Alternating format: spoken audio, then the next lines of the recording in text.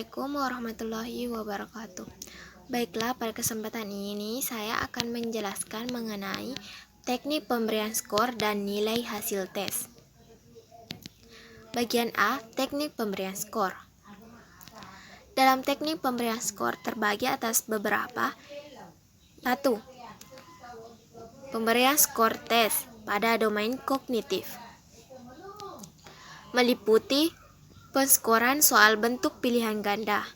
Cara penskoran tes bentuk pilihan ganda ada 3 macam, yaitu penskoran tanpa ada koreksi jawaban, penskoran ada koreksi jawaban, dan penskoran dengan butir beda bobot. Bagian selanjutnya, penskoran soal bentuk uraian objektif. Pada bentuk uraian objektif,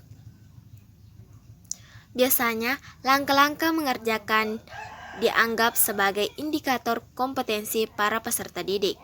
Oleh sebab itu, sebagai pedoman penskoran dalam soal bentuk uraian objektif adalah bagaimana langkah-langkah mengerjakan dapat dimunculkan atau dikuasai oleh peserta didik dalam lembar jawabannya. Selanjutnya, penskoran soal bentuk uraian non-objektif. Prinsip penskoran soal bentuk uraian non-objektif sama dengan bentuk uraian objektif, yaitu menentukan indikator kompetensinya. Selanjutnya, pembobotan soal bentuk campuran. Dalam beberapa situs bisa digunakan soal bentuk campuran, yaitu bentuk pilihan dan bentuk uraian. Pembobotan soal bagian soal bentuk pilihan ganda dan bentuk uraian ditentukan oleh cakupan materi dan kompleksitas jawaban atau tingkat berpikir yang terlibat dalam mengerjakan soal. Yang kedua, pemberian skor tes pada domain afektif. Paling tidak ada 2 komponen dalam domain afektif yang penting untuk diukur, yaitu sikap dan minat terhadap suatu pelajaran.